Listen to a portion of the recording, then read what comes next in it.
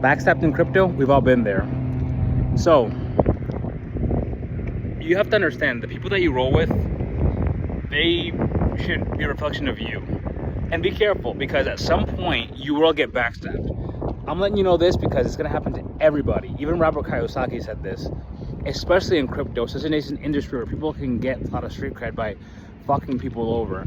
Hey, I don't make the rules of the game. I'm just letting you know that it takes a long time to get to a point where you're with people and a crew of people that you understand. And when you grow with those people, make sure that you stay with those people, because anybody that's trying to join your crew afterwards is probably going to backstab you at some point, just to get in contact with people that they need to do, or make the money that they need to do, show the part that they need to show and rep people, and they're going to be fucking absent from your life. So when I founded the Rhode Island Blockchain Council, what happened was my little brother introduced me to somebody who he thought was a good person because he talked to him occasionally about crypto. So I was like, okay, you know, my brother trusts him, sure.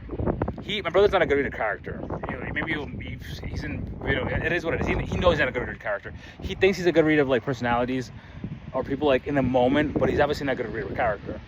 I talk to hundreds of people a day. Sometimes I meet tons of people all over the country. I speak various languages. I speak English, Mandarin, Spanish, and a little Cantonese. So I talk to people of different cultures. I understand people, you know, and you never really know people until the time comes for them to try to screw you. And you'll know who, the people that are real are going to defend you when you're not in the room. The people that are not real, that want to screw you, are going to take advantage and shake their head for approval. Yeah, he's an asshole. Anyway, he calls me, my brother's friend that I helped found the organization. Again, we had hosted an event. I got sponsors pay for meals. I got politicians from different places. We got national recognition from the Blockchain Association of Blockchain Councils, or whatever the heck that was called. I think that they no longer exist. But anyway, I got the support. I paid for the organization. I was like, I'm the founder. I appointed him a CEO. I was the head of the board, this and that. My little brother was in the second vote. He felt that because he saw pictures of, keep in mind, I traveled the country. I went to Stalin. I'm a Trump supporter. I have pictures at Trump rallies. I take pictures with Matt Gaetz, a lot of prominent politicians that are obviously pro-crypto now. They weren't always, but they are now. President Trump rallies. I was down south in the Carolinas, and I love the Carolinas. I was in Kentucky once, and I took pictures with Confederate flags. I was like, this is pretty cool. I've never seen this up north. You know, I'm talking to people that have Confederate flags. I'm like, they're not racist. They're like really friendly. They don't really care about my skin color or where I'm from. They just asking me questions about like my politics, and they're like, oh, we agree on politics, right? We both agree in small limited government. We both agree with pro-gun rights, less taxes. And that's what they cared about mostly. So I'm taking pictures with these people in front of Confederate flags. I'm thinking it's no big deal. I'm like, this is cool, you know?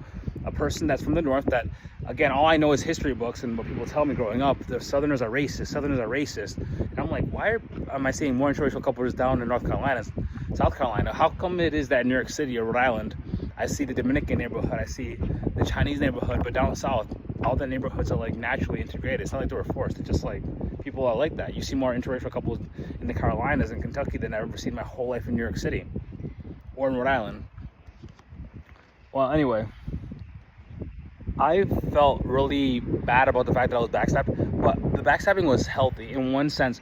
It's better to have that happen to you when you're younger, kind of like when I had my divorce when I was younger, because you learn from it and you get stronger and you learn what people deserve to be in your life. Like now I'm at a point in my life where the people that are in my entorno, they say surrounding in Spanish, entorno, they're the people that I want to be there and that I've vetted, I've known for years, and the people that I'm growing with, right? Once you get to, I'm a part of one group that once you get to, like they get to $1 million threshold at each person, like they're like, this is the family. Like change your number, maybe that's a little bit much, but change your number, and this is the family. Like you don't need anybody else because people are gonna just try to use us or use you for money, borrow money. Oh, I won't pay him back because he has enough money.